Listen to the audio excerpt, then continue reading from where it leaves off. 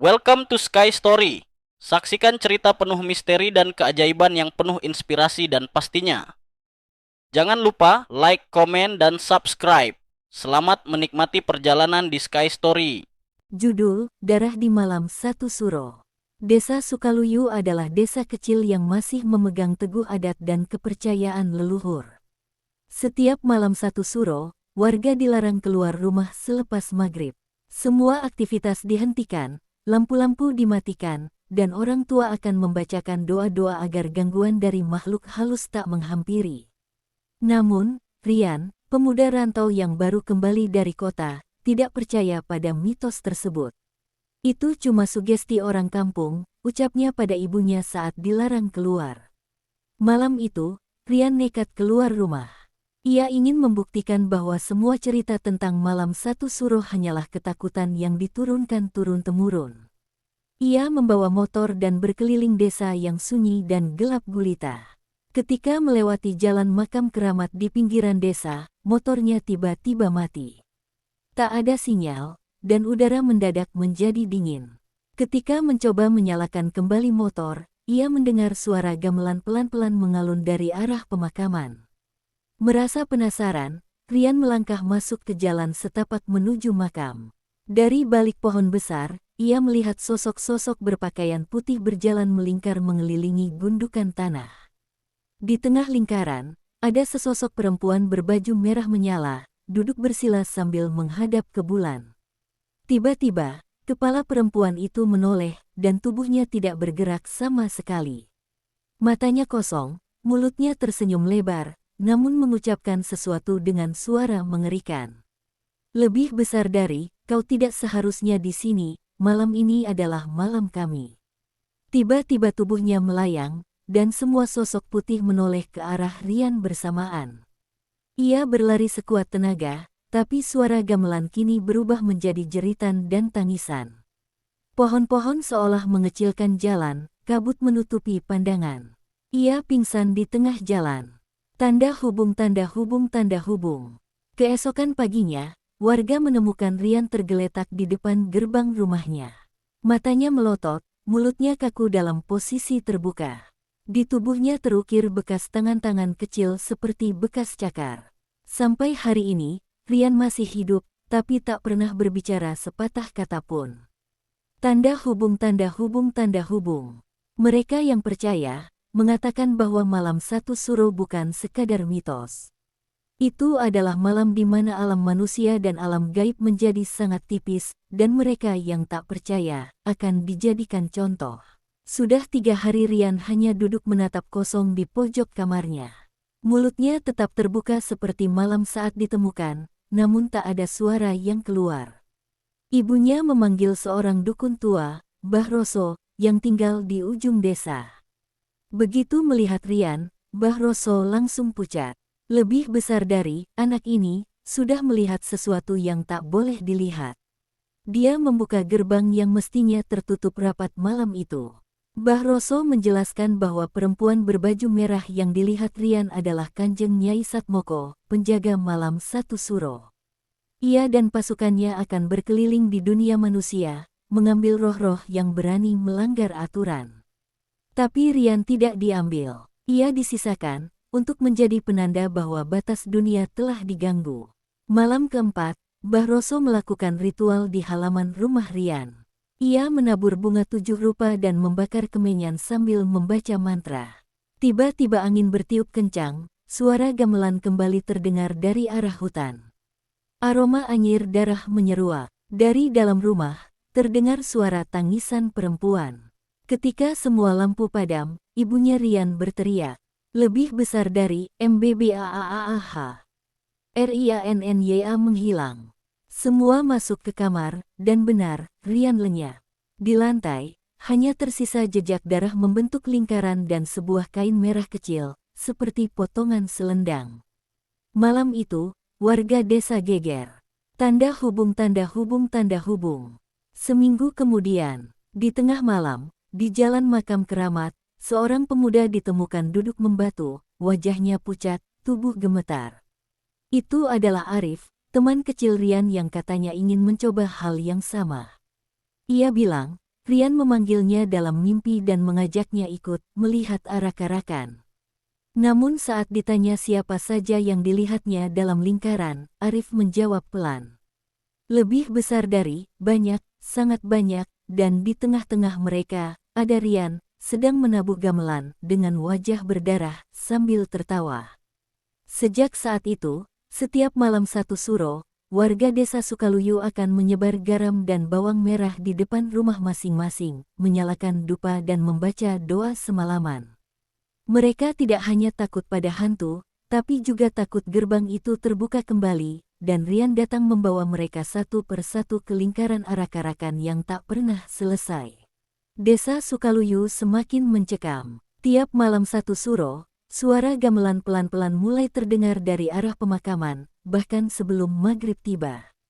Anak-anak menangis tanpa sebab, hewan peliharaan menjerit ke arah yang sama, ke timur, tempat hutan dan makam bertemu. Mbah Roso akhirnya memutuskan untuk menutup gerbang gaib itu secara paksa. Namun caranya tidak mudah. Ia butuh 3 benda milik Rian. 1. Kunci motor yang digunakannya malam itu. 2. Sepatu yang tertinggal di dekat pohon makam. 3. Dan yang paling sulit, lidah Rian yang diyakini kini telah disimpan oleh Kanjeng Nyai Satmoko sebagai tumbal. Malam satu suro berikutnya, Mbah Roso bersama 3 pemuda pemberani, Arif, Wira, dan Yadi, masuk ke hutan membawa benda-benda itu. Mereka menuju pohon keramat tempat pertama kali Rian melihat sosok perempuan berbaju merah. Sesampainya di sana, udara menjadi lebih berat. Akar-akar pohon seakan berdenyut seperti urat nadi. Tanah basah dan berbau amis. Lalu muncul suara, lebih besar dari, kalian datang, membawa kunci, tapi ingin menutup pintu. Sosok perempuan berbaju merah muncul dari balik pohon. Kali ini, wajahnya setengah hancur, penuh darah. Matanya menyala merah. Di belakangnya, Rian muncul, mengenakan pakaian adat Jawa berwarna hitam, namun wajahnya bukan wajah manusia lagi, matanya kosong, kulitnya penuh ukiran aneh, dan dari mulutnya mengalir darah segar. Rian menabuh bonang kecil dari tulang, dan dari balik kabut, ratusan makhluk putih mulai bermunculan. Mereka membentuk lingkaran, arak-arakan dimulai. Mbah Roso segera menancapkan keris pusaka ke tengah lingkaran bunga dan membacakan mantra terakhirnya. Angin menggila, pohon-pohon melengkung, dan tanah berguncang. Tapi Kanjeng Nyai tertawa. Lebih besar dari, kalian terlambat, gerbangnya sudah terbuka, kini tiap malam satu suro, 1 jiwa akan menjadi bagian dari kami. Seketika, lampu petromak mereka padam. Jeritan Wira menggema, disusul Yadi. Arif sempat melarikan diri dan jatuh pingsan di jalan desa. Saat sadar, dia sudah di rumah. Tapi anehnya, rambutnya berubah putih seluruhnya, dan ia tak bisa berjalan lagi. Desa Sukaluyu sekarang sepi. Banyak rumah ditinggalkan. Setiap malam satu suro, 1 orang akan hilang tanpa jejak. Ada yang bilang, mereka dibawa ke arak-arakan Rian. Ada yang percaya, Kanjeng Nyai sedang membentuk pasukan dari dunia manusia. Dan tiap suara gamelan terdengar di kejauhan. Itu bukan musik, itu panggilan. Beberapa tahun berlalu sejak malam berdarah itu. Arif, yang selamat tapi lumpuh dan berambut putih, kini tinggal di sebuah pondok kecil jauh dari desa. Setiap malam satu suro, ia akan menutup semua pintu dan jendela, memagari rumahnya dengan garam, dan membakar dupa selama 7 malam berturut-turut. Namun suatu malam, menjelang satu suro, ia bermimpi aneh. Lebih besar dari Rian datang menghampiri. Wajahnya rusak parah, tapi tersenyum tenang. Ia berkata, kamu satu-satunya yang belum ikut. Kami sudah menunggumu, Arif. Ketika Arif terbangun, bekas jejak kaki basah terlihat di lantai kamarnya. Tidak hanya 1, tapi puluhan, seperti ada rombongan yang masuk dan berdiri mengelilingi tempat tidurnya. Malam itu, warga mendengar suara gamelan dari arah pondok Arif. Ketika pagi datang, pondok Arif sudah kosong. Dindingnya dipenuhi tulisan kuno dalam huruf Jawa yang tak bisa dibaca. Hanya 1 pesan di tengahnya, tertulis dengan darah. Lebih besar dari, gerbang ketujuh telah terbuka. Tanda hubung tanda hubung tanda hubung. Mbah Roso sebelum meninggal sempat meninggalkan catatan. Dalam kitab tua itu, tertulis tentang 7 gerbang gaib yang hanya bisa terbuka pada malam-malam keramat seperti satu suro. Gerbang pertama membuka jalan bagi arwah gentayangan. Gerbang kedua mengizinkan makhluk gaib menampakkan diri. Gerbang ketiga memberi mereka kekuatan untuk menyakiti. Gerbang keempat membuat mereka bisa merasuk manusia. Gerbang kelima menyatukan dunia nyata dan gaib. Gerbang keenam membuat manusia menjadi bagian dari mereka. Dan gerbang ketujuh, lebih besar dari, gerbang terakhir membuka waktu. Mereka yang masuk, akan hidup di antara masa, tidak hidup, tidak mati, dan arak-arakan akan terus berjalan, selama manusia masih melanggar malam satu suro. Tanda hubung tanda hubung tanda hubung. Tahun demi tahun berlalu, hingga suatu hari, desa Sukaluyu tak lagi ditemukan di peta. Jalan menuju ke sana ditumbuhi pohon-pohon raksasa, seperti tak pernah dilalui siapapun. Para petualang yang mencoba masuk ke wilayahnya selalu tersesat dan mendengar suara gamelan dari dalam hutan. Bahkan kabarnya, salah satu vlogger horor pernah merekam video dari dalam hutan dekat desa itu. Di menit terakhir videonya, terlihat sesosok pemuda mengenakan pakaian adat hitam, berdarah, menatap langsung ke kamera, sambil berbisik. Lebih besar dari, kamu berikutnya. Setelah itu, akun mereka tidak pernah aktif lagi. Tanda hubung tanda hubung tanda hubung.